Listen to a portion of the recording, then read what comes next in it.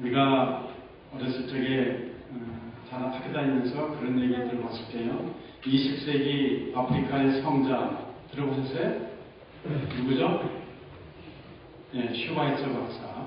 우리가 잘 아는 슈바이처 박사. 아프리카 20세기의 아프리카의 성자라고 전 세계 사람들이 추앙하고 또 그를 본받고자 했습니다. 이 슈바이처 박사는 박사학위가 3개가 있습니다. 그리고 참 독일에서 모든 사람들로부터 인정받고 존경받고 개인적으로도 부족함이 없이 안정된 삶을 살았던 그가 어떻게 해서 정말 유럽을 버리고 아프리카로 가서 불편한 삶을 살고자 했을까? 궁금한 생각이 들지 않아요. 어떻게 해서 슈바이처가 그러한 모든 사회적인 명성과 지위를 다 버리고 아프리카 오지에 가서 그의 남은 삶을 살 수 있었을까? 이 슈바이처 박사로 하여금 유럽을 떠나서 아프리카로 가게 만들었던 것은 오늘 공독해 주신 이 부자와 나사로의 비유 때문에 그렇습니다. 이 슈바이처 박사는 의사였죠. 그리고 신학 박사입니다. 그리고 또한 올겐 반주의 대가였습니다. 이 슈바이처 박사가 하루는 이 부자와 나사로의 비유를 묵상하게 됐습니다. 읽고 묵상하는 가운데 자기에게 어떤 생각이 들었냐면은 내가 이 부자다. 내가 이 부자와 같구나. 그런 생각이 들었습니다. 그러면서 그러면 내 주변에 나사로와 같은 사람은 누군가 생각해 보니까 아프리카입니다. 그래서 이 슈바이처 박사는 유럽에서의 자기 모든 삶을 다 청산합니다. 노모아 올겐 플레이, 노모아 이 신학 서적 더 이상 집필하지 않냐. 그리고 의사의 직업을 다 버리고 아프리카 오지로 들어가게 되었습니다. 이렇게 해서 예수님의 한 비유가 20세기 아프리카의 성자를 탄생시켰습니다. 오늘 이 부자와 나사로의 비유를 듣는 가운데 우리에게 익숙한 비유입니다. 사실 우리가 지난주에 그 옳지 않은 청지기의 비유는 좀 이해하기 힘들었던 비유였어요. 그래서 어떤 분들은 이 누가복음 16장을 별명을 붙여놨어요. 머니 챕터다. 머니 챕터다. 시작부터 끝, 시작도 돈이요, 끝도 재물로 끝내잖아요. 이 비유를 듣는 가운데 사람들 중에는 25절을 보고 25절을 아브라함이 이르되 예 너는 살았을 때 좋은 것을 받았고 부자에게 하는 얘기죠. 나사로는 고난을 받았으니 이것을 들을까. 이제 그는 나사로는 여기서 위로를 받고 너 부자는 괴로움을 받느니라. 이 말씀을 보면서 이렇게 생각하는 사람이 있을 거예요. 그러면 이 세상에서 잘 입고 잘 먹고 편하게 사는 사람은 죽어서 다 어디 가고? 지옥 가고 이 세상에서 힘들고 가난하게 살았던 사람들은 다 천국 가는가? 이렇게 생각하는 사람이 있을지 모르겠습니다. 맞아요? 틀려요? 대답을 안 하시는 분들은 네, 맞지 않습니다. 부자라고 다 지옥에 가고 가난하게 살았다고 다 천국에 가는 거 아니죠. 한번 여리고의 세리장 삭개오를 한번 생각해 보세요. 삭개오가 부자입니까? 가난한 사람입니까? 세리장이에요. 부자님의 책임이죠. 그런데 그는 분명히 구원을 받았습니다. 분명히 알아야 됩니다. 부자든 가난한 자든 예수님을 믿어야 천국 가고요. 부자든 가난한 자든 예수님을 믿지 않으면 지옥 가요. 여기에 더 이상 더할 것도 없고 뺄 것도 없어요. 그러면 왜 이 부자가 지옥에 갔을까? 왜 지금 이렇게 고통 가운데 있을까? 이 부자가 잘못한 것이 있다면 오늘 말씀을 보면은 굶주린 이웃이 있었음에도 그를 전혀 못 본 척했으며 한 번도 비참한 이웃을 돌보아줄 마음을 가지지 않았던 그의 삶의 태도가 잘못돼요. 내게 예수님을 믿는 사람이라면 그렇게 할 수 있어요? 없어요? 예수 믿는다면 그렇게 안 하죠. 이 부자의 이웃인 나사로가 어느 정도로 비참했는지 20절과 21절에 잘 나타나 있습니다. 나사로의 온 몸은 진물이 끊어지지 않아서 이 몸에 성한 곳이라고는 찾아볼 수 없을 정도. 그리고 또 배가 고파서 그 굶주림을 해결하려고 이 부잣집 대문에 앉아있지도 못하고 누워있어야 할 정도로 허약했습니다. 보니까 버려졌다, 버려진 채도 있었다. 이 당시에요, 잔치에 초대받은 사람들은 음식을 먹기 전에 그 상에 나와 있는 빵을 가지고 손을 닦습니다. 빵.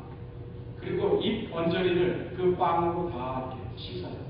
그리고 그 빵을 던집니다. 나사로가요. 그 빵 먹기를 원했어요. 그 빵 사람이 먹을 수 있는 빵인가요? 아니면 먹을 수 없는 빵인가요? 그렇죠? 먹을 수 없는 빵이죠. 요즘도 먹다 남은 음식을 찾아서 피자 조각이라도 있는가? 아니면은 치킨 윙 살구슬에라도 붙어있는 치킨 윙이라도 있는가? 쓰레기통 뒤지는 사람들이 있죠. 그 사람들보다도 더 비참한 모습이 바로 나사로의 모습이었어요. 더군다나 동네에 떠돌아다니는 개들 있죠. 주인 없는 개들. 그 개들이 나사로에게 와서 나사로를 헌데를 성찬한 이 진물이 흐르고 그런 데를 하는데도 이 나사로는 그 개들을 쫓아낼 힘조차 없어요. 이 부자는 뭐겠어요? 부자는 어때요? 자색 옷과 고운 베옷을 입었다. 여러분들 꽃에도 서열이 있습니다. 우리나라 꽃 중에서 제일 높은 꽃은 무슨 꽃이겠어요? 무궁화. 두 번째는 첫 번째는 아는데 두 번째는 동백꽃이. 그래서 무궁화 대훈장이 제일 큽니다. 그 다음에 동백훈장. 꽃에도 순서가 있어요. 귀금속에도 순서가 있어요. 제일 높은 게 뭐겠어요? 금. 올림픽 1등하는 금. 그 다음에 은밀. 자, 색깔에도 서열이 있어요. 무슨 색이 제일 높아요? 자주색이 제일, 보라색이 제일 높아요. 그래서 로마의 황제가 입는 옷의 색깔은 무슨 색이에요? 보라색이죠. 그래서 우리가 사도행전 19장에 보면 사도 바울이 빌립보에 가서 이제 말씀을 전하는데 하나님께서 자주장사 루디아의 마음을 열어서 경청하게 했다. 그 자주장사가 어떤 장사예요? 자주색 옷 장사. 자주색 옷 장사. 그러니까 자주색 옷을 누가 입어요? 왕족이나 귀족들이 입는 거죠. 그 색깔의 옷. 그러니까 이 루디아는 상류층 사람들을 상대로 해서 비즈니스를 한 여자입니다. 부자예요? 부자가 아니겠어요? 부자예요. 자기 집이 있어요. 그래서 그 집을 바울 일행에게 제공할 정도로 루디아는 재력이 있는 여자였어요. 자주색 옷을 입어요. 그 다음에 고운 베옷을 입어요. 일반 서민들은 입을 수가 없는 것이죠. 거친 옷을 입고 다녔어요. 그 당시에. 그렇기 때문에 이 부자는 마치 왕처럼 살고 왕과 같은 집에서 왕처럼 호의 날마다 연회를 베풀어서 즐겼습니다. 휴스턴에서 아무리 부자라고 해도 에브리데이 매일같이 파티하는 사람이 있습니다. 아무리 부자예요. 이 부자는 그렇게 살았습니다.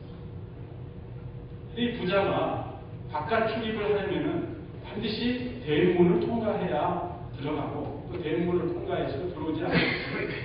그런데 한 번도 나사로를 돌보지 않았습니다. 부자의 눈에 나사로가 들어오지도 않았겠죠. 아니 어쩌면은 보고도 못 본 척하고 한 번도 그를 불쌍히 여기지 않죠.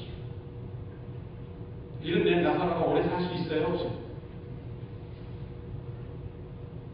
돌봐달라고 왔는데 돌봐주지 않으니 오래 살 수 없죠. 죽었습니다. 그리고 후에 부자도 죽어서 그때는 어떻게 했어요? 장례식을 거창하게 장례식을 치렀겠죠. 그런데 죽음이 이들 삶의 끝이 아니었다고 예수님은 말씀하고 계세요. 거지 나사로는 죽어서 천사들에게 받들려 아브라함의 품에 들어갔는데 나원에 갔다는 얘기죠. 그리고 부자도 죽어서 장사했는데 부자는 음부로 내려갔어요. 지옥으로 내려갔어요. 이제 이들은 우리 육신의 눈으로 볼 수 있는 세상에서 육신의 눈으로 볼 수 없는 세상으로 보고 있습니다. 그런데 육신의 눈으로 볼 수 없는 세상에서 이들의 처지는 180도 완전히 바뀌었습니다. 거지 나사로는 이들의 조상 아브라함의 품에 안겨서 편안한 안식을 누리게 됐고, 부자는 음부에 떨어져서 영원히 꺼지지 않는 뜨거운 불꽃 가운데서 신음하며 말할 수 없는 고통 가운데 지내게 된 것입니다. 하루 이틀이 아니고 계속해서. 여러분, 분명히 천국과 지옥이 있습니다. 그런데도 불구하고 내가 가보지 않아서 천국과 지옥이 있는지 알 수가 없는데, 그렇게 말하는 사람 우리 가운데 있어서는 안 돼요. 꼭 가봐야지만 있는 줄 아니까? 아니잖아요. 예수님이 있다면 있는데. 그러면 이 부자가 어찌하여서 지옥으로 떨어져 뜨거운 불꽃 가운데서 고통당하는지, 어째서 나사로를 돌보지 않았다고 해서 이런 큰 고통 가운데 있게 되는지, 그 이유를 알려면 우리가 마태복음 25장을 기억할 필요가 있습니다. 마태복음 25장에 보면 마지막 때에 죽으시고 부활하시고 승천하신 우리 주 예수 그리스도께서 다시 이 땅에 오신다는 거예요. 그때 오실 적에는 심판주로 오십니다. 심판하러 오십니다. 그래서 이 땅에 있는 모든 민족들을, 모든 사람들을 다 주님 앞으로 부릅니다. 그래서 마치 목자가 양과 염소를 구별하듯이 그 앞에 있는 모든 사람들을 구분집니다. 그래서 한 무리는 오른편으로, 그리고 또 한 무리는 왼편으로 구분짓습니다. 여러분들, 양과 염소 구분할 수 있어요, 없어요? 우리 반주자, 양하고 염소하고 구별할 수 있어요, 없어요? 있죠. 목자가 아니고 반주자인데 양과 염소를 구별할 수 있어요. 그럼 목자면요, 얼마나 잘 구분할 수 있겠어요? 그렇게 우리 주님께서 딱 정으로 사람을 구분하십니다. 그러면서 오른편에 양과 같은 우리들에게 이렇게 말씀하십니다. 내 아버지께 복 받을 자들이 나와 창세로부터 너희를 위하여 예비된 나라를 상속받으라. 그러시면서 하시는 말씀이, 내가 죽일 때 너희가 먹을 것을 주었고, 내가 목마를 때 마시게 하였고, 나그네 되었을 때 영접하였고, 헐벗을 때 옷을 입혔고, 병들었을 때 돌보았고, 옥에 갇혔을 때 와서 살라고 하는 이 말을 듣고요, 그 오른편에 있는 사람들이 깜짝 놀랐어요. 아니 주님, 우리가 언제 그런 일을 했습니까? 주님이 언제 헐벗을 적이 있었고, 주님이 언제 목마른 적이 있어서 저희들이 먹여드리고 드실 것과 마실 것을 드렸습니까? 언제 우리가 그런 일을 했습니까? 놀라서 물어보니까 임금이 대답했대요. 내가 진실로 너희에게 이르노니, 너희가 여기 내 형제 중에, 예수 믿는 사람들, 안 믿는 사람들, 예수 믿는 사람들, 여기 내 형제 중에 지극히 작은 자 하나에게 한 것이 곧 나에게 한 것이다.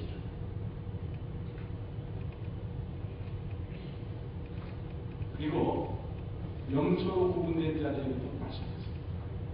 너희들 내가 배고플 때에 준 적 없다. 목마를 때에 마시고 주지 않았어. 내가 헐벗을 때에 입혀주지 않았어. 막 나한테 치셨어. 그러니까 이 사람들이 또 뭐라 그래? 아니 언제 주님이 배고프셨어요? 언제 목마르셨어요? 아 주님이 배고프고 목마르고 우리가 당연히 드렸죠. 주님 언제 왔어요? 그럴 때 예수님이 뭐라고 했어요? 내가 진실로 너희에게 이르노니 이 지극히 작은 자 하나, 그러니까 예수 그리스도를 믿는 지체 중에 지극히 작은 자 하나에게 하지 아니한 것이 곧 내게 하지 아니한 것이다. 그러시면서 결론을 이렇게 말씀하십니다. 그들은 곧 지극히 작은 자 하나에게 아니한 자들은 영원한 벌에, 그리고 의인들은 곧 지극히 작은 자 하나에게 한 자들은 영생에 들어버린다. 그러니까 만약 이 부자가 마지막 날에 있을 심판과 그리고 죽음 너머에 눈에 보이지 않는 또 다른 세상이 있음을 알았더라면 살았을 적에 이 거지 나사로를 돌봤을까요? 안 돌봤을까요?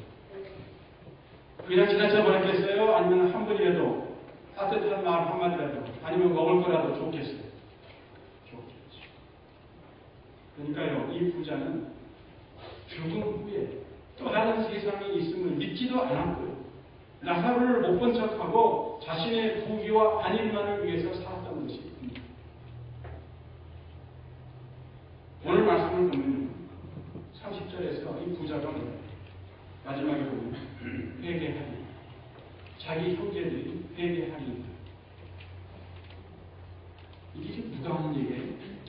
부자가 하는 어디에서요? 지옥에서. 이 세상에서 한평생 살면서 회개라는 말을 모르고 살았던 이 부자가요, 지옥에 와서야 회개라는 말을 그의 입으로 말합니다. 이제 지옥에 와 있는 자신은 어떻게 되돌릴 수 없는 형편이라는 것을 아브라함이 듣고 이번에는 자신의 5 형제를 위해 아브라함께 간구합니다. 이 땅에서 살고 있는 5 형제가 지금 자기처럼 이 고통받는 곳에 오지 않기 위해서 아브라함의 품에 있는 그 나사로를 그들에게 보내달라고 결심해요. 이걸 보면서 무슨 생각이 들어요? 사람이 죽어서 지옥에 가면 전도하라는 말 안 해도 전도해야 하냐? 지옥에서 전도한 거면 아무 생각이 없어. 이 부자의 간청을 듣고 아브라함이 부자에게 응답합니다. 29절 아브라함이 가로되 이르되 그들에게 모세와 선지자들이 있으니 그들에게 들을지니라. 죽었 사람이 그들에게 가서 얘기한다고 되는 것이 아니다. 저희에게 모세와 선지자들이 그들에게 있으니 그들에게 들을지니라. 나사로를 보낼 필요가 없다는 아브라함의 말. 부자는 반전했어요? 아니에요. 이건 정말 죽느냐 사느냐 문제거든요. 5 형제. 그러니까 물러서지 않으면서 계속 간청하는 30절. 그렇지 아니하니 아버지 아브라함이 만일 죽은 자에게서 그들에게 가는 자가 있으면 회개하지. 죽은 자가 살아있는 자에게 갈 수 있어요? 없어요? 보통 있을 수 없는 일. 기적과 같은 일. 그런 일이 있으면, 그런 놀라운 일이 있으면 그들이 분명히 회개할 거라고. 자, 이 부자의 말 중에 이 부자의 형제들이 회개한다는 말이 무슨 말일까요? 지금 세상에서 살고 있는 이 5 형제들도 이 부자가 전에 살았던 것처럼 그렇게 살고 있는 게 분명합니다. 지금 저 모습 그대로 살다가는 어디로 가요? 지옥에 올 것은 불을 보듯 뻔한 일이에요.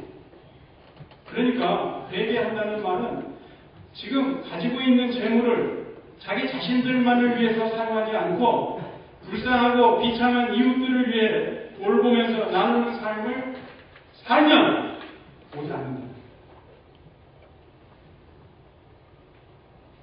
부자는 자기 형제들이 회개하고 변화된 삶을 살아야 지옥에 오지 않는다는 것을 지옥에 와서야 알았기에 그의 5 형제를 회개하기 위해서는 나사로가, 죽은 나사로가 그들에게 가야 되겠다는 거예요. 그런데 아브라함은 부자의 간청마저도 거절합니다. 뭐라 그래요? 31절. 이르되 모세와 선지자들에게 듣지 아니하면 비록 죽은 자 가운데서 살아나는 자가 있을지라도 구원함을 받지 아니하리라 하였다. 기적과 같은 일을 베푼다고 해서 믿냐? 안 믿어요. 그럼 어떻게 그들한테는 뭐라고 해요? 안 믿으면서 더 큰 기적을 요구합니다. 더 큰 기적. 여러분, 우리가 이스라엘의 역사를 쭉 보면서요, 이스라엘의 역사 가운데서 하나님께서 정말 놀라운 기적들을 오랜 세월 동안 베풀어 주신 때가 있었습니다. 언제입니까? 출애굽을 하고 애굽에서 빠져나와서 가나안에 들어가기까지 40년 동안 광야에서 지냈던데, 아침에는 만나로, 또 저녁에는 메추라기로, 그리고 낮에는 구름 기둥으로, 밤에는 불 기둥으로, 24 hours a day, 7 days a week, 365일 1년 전기. 하나님께서 한순간도 빼놓지 아니하시고 기사와 이적을 그들에게 베푸셨습니다. 근데 그들 믿었어요? 안 믿었어요? 안 믿었어요. 다 광야에서 정리당했습니다.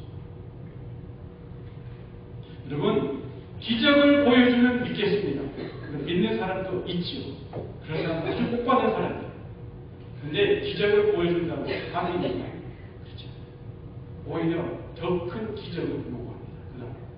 그래서 더 하다가 꼴깍 줍니다.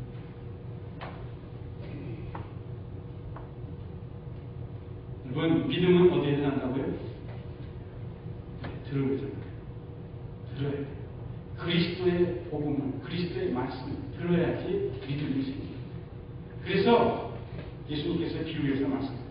모세와 선지자들에게 듣지 않아요. 즉 하나님의 말씀을 듣지 아니하면, 이 땅에서 하나님의 말씀을 듣지 아니하면 아무리 놀라운 기사와 이적을 베풀어 준다고 한들 믿음 생기지 않아요.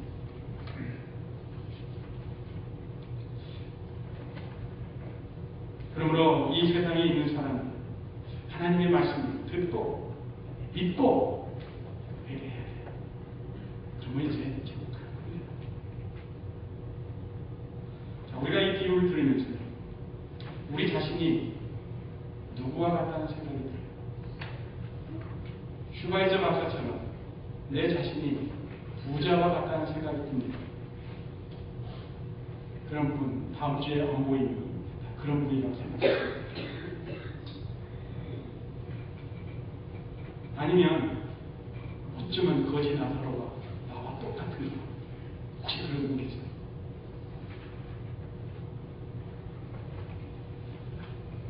예수님의 이 비유에서 부자와 나사로는 이 땅에서의 삶뿐만이 아니라 죽음 너머에 있는 세상에서의 삶까지도 이미 결정된 사람. 한 사람은 아브라함, 한 사람은 불꽃 가운데. 그런데 오늘 이 비유에 등장하는 사람들 가운데 아직 죽음 너머의 삶이 결정되지 않은 사람이 있어요. 누굽니까? 그렇죠. 부자의 5 형제들. 부자의 5 형제는 아직 살아있어요. 죽지 않았어요. 우리는 이 부자의 5 형제와 같은 상황에 되어 있습니다. 우리가 우리 앞에 있는 하나님의 말씀을 듣고 그 말씀에 순종해서 살 것인지, 아니면 그 말씀을 무시하고 내 멋대로 하고 싶은 대로 계속 살 것인지, 그것은 우리가 결정해야 하는 문제입니다. 그런데 우리가 어떤 삶을 살 것인가 결정하기 전에 꼭 기억해야 할 한 가지는, 죽음 너머의 세상에서의 우리의 삶은 우리가 이 땅에서 지금 어떻게 살고 있느냐에 따라서 결정된다는 것입니다. 다시 말씀드려서 우리 미래의 삶은 지금 이 자리에서 우리가 어떻게 사느냐, 그것이 결정해 줍니다. 예수님의 말씀처럼 내가 진실로 너희에게 이르노니 너희가 여기 내 형제 중 지극히 작은 자 하나에게 한 것이 곧 내게 한 것이라. 이 말씀 듣고 싶으세요? 아니면 또 내가 진실로 너희에게 이르니 이 지극히 작은 자 하나에게 하지 아니한 것이 곧 내게 하지 아니한 것이니라. 이 말씀 듣기를 원하십니다. 부자에게 지극히 작은 자 하나는 누구였나요? 거짓말입니다. 이 부자는 지극히 작은 자 하나인 나사로를 사랑하지 않았고 돌보지 않았기 때문에 결국 그는 영벌에 처하고 말았습니다. 그렇다면 예수님을 믿는 우리가 사랑하고 돌보아야 우리 주위에 있는 우리들 지체 가운데 지극히 작은 자는 과연 누구일까? 우리들이 못 본 척하고 눈여겨보지 않고 사랑과 관심을 보이지 않은 작은 지체들, 예수님께서 바로 이 작은 자에게 하지 않은 것이 바로 나에게 한 것이다, 하지 않은 것이다 라고 말씀하실 그 지극히 작은 지체가 과연 누구일까요? 우리 각자의 마음에 떠오르는 사람들이 있을 것입니다. 오늘부터 그 사람을 사랑하고 돌보고 관심을 갖고 나누는 삶으로 우리의 생활이 변화돼요. 이제 나만이 아니라 내 주위에 있는 지극히 작은 지체, 사람들 눈에 띄지 않는, 그래서 아무도 보지 못하고 지나가버리는 그 작은 지체, 그들을 사랑하고 돌보고 나눈다. 다시 오실 주님이 그날에 우리들에게 내가 진실로 너희에게 이 지극히 작은 자 하나에게 하지 아니하는 것이 곧 내게 하지 아니하는 것이니라 말씀하신다. 그때는 이미 늦었습니다. 우리 모두는 오늘이라는 이 시간 지옥에 있는 부자가 아브라함에게 한 말을 깊이 생각해야 합니다. 저희로 이 고통받는 곳에 오지 않게 하소서. 얼마나 고통스러웠습니까? 우리 가운데 그토록 고통받는 곳에 가고 싶어하는 사람 한 사람이 없습니다. 아니, 한 명도 가서는 안 되는 거예요. 그렇다면 이제 자신을 돌아보고 지극히 작은 지체를 향해 다쳤던 마음을 회개하고 활짝 열어라. 그들을 사랑하고 돌보며 그들과 나누는 삶으로 변화되라. 저희로 이 고통받는 곳에 오지 않게 하소서. 이 말은 단지 부자만이 아니라 지옥에서 고통받고 있는 모든 자가 세상 사람들을 향해서 외치는 소리입니다. 저희